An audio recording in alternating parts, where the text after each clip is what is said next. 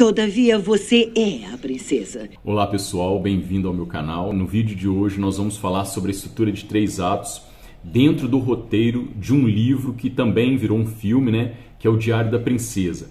A estrutura de 3 atos ela é muito procurada na internet, é impressionante, é um dos vídeos que eu tenho aqui no meu canal que é mais visualizado.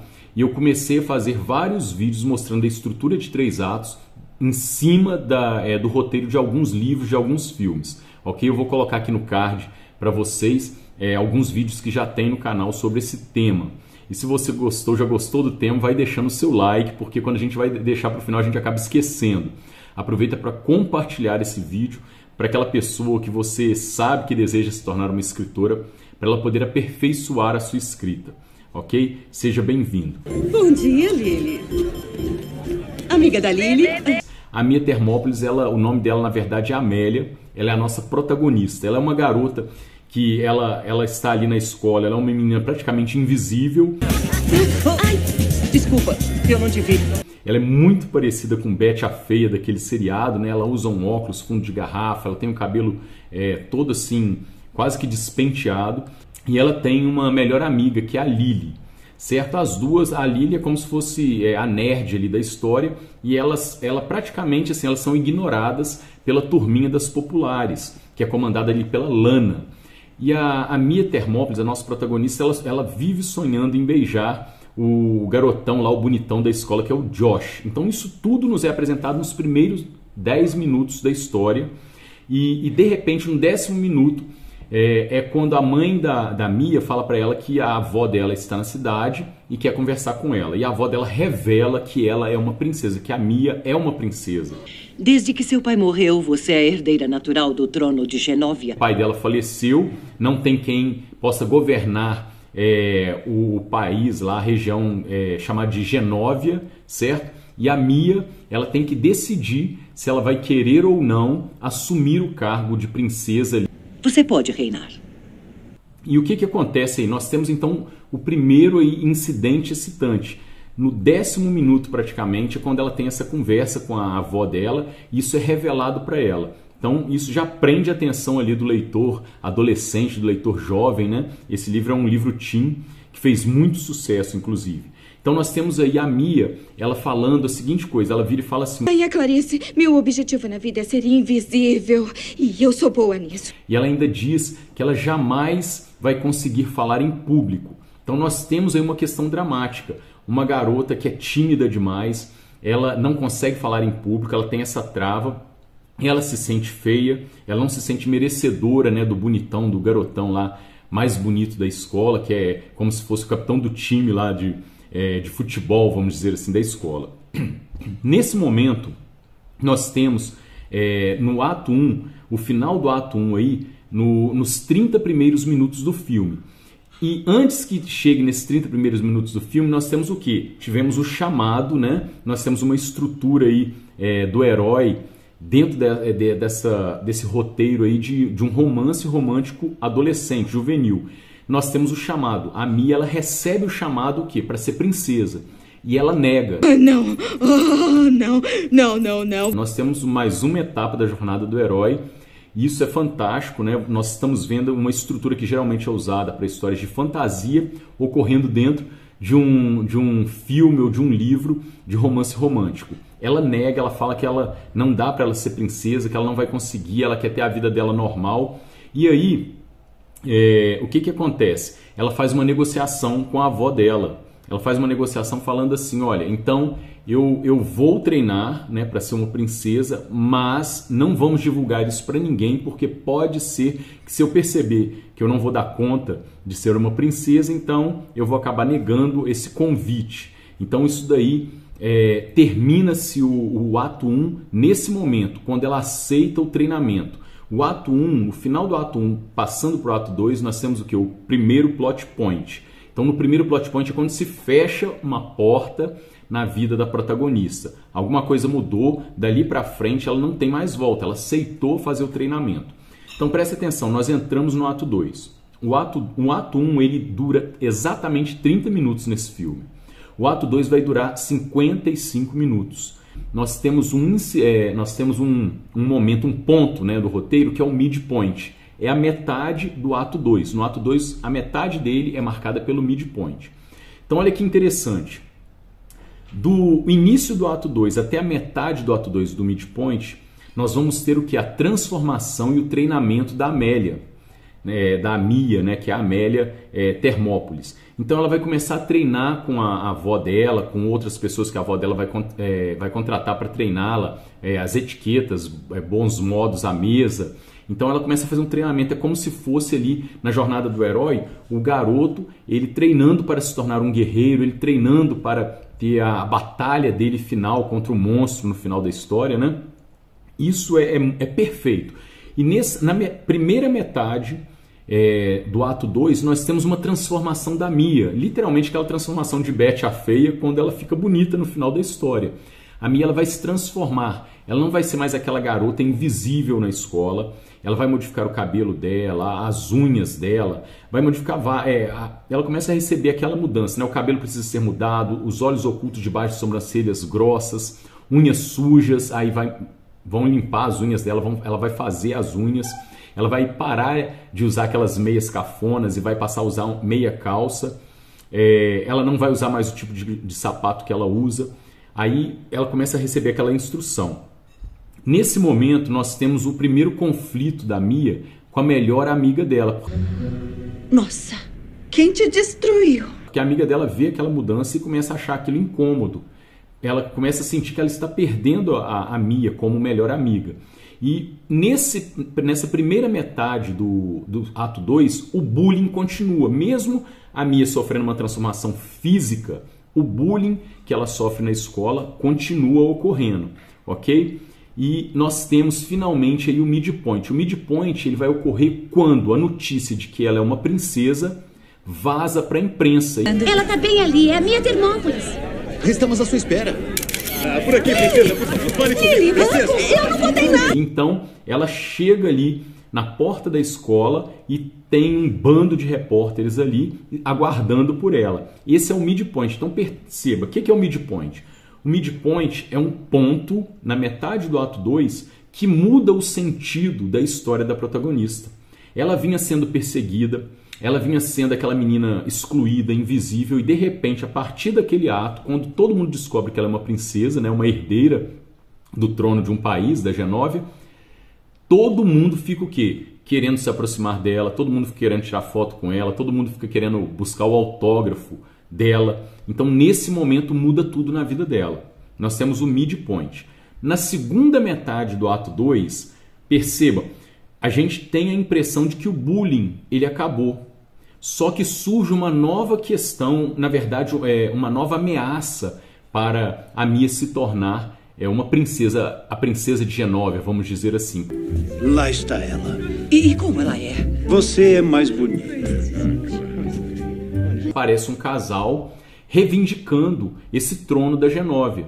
Então eles começam a apostar de que a Mia não vai conseguir dar conta, né, daquelas etiquetas, daquelas leis ali, daquelas normas, na verdade, para ser a princesa bonitinha junto à mesa do jantar. Nós temos ali então um evento em que ela vai jantar com pessoas da nobreza ali, de vários países, e é um momento muito cômico e ela paga muito mico, ela faz muitas coisas erradas. Então é um momento em que eu falo assim, nessa segunda metade do ato 2, é como se no livro nós tivéssemos capítulos em que a Mia ela sai vitoriosa, ela sai derrotada, ela sai vitoriosa, ela sai derrotada. Então na mesa ali, ela faz um papelão diante dos convidados e da avó dela. No momento seguinte, nós temos como se fosse um capítulo em que ela passeia com a avó dela pela cidade, e a avó dela a perdoa, né, por aqueles modos ali à mesa, e a avó dela começa a conhecer um pouco mais do mundo comum que a Mia tem, né, ali, se eu não me engano, em São Francisco, na verdade. E nós temos o quê? Um capítulo de vitória para a Mia junto com a avó.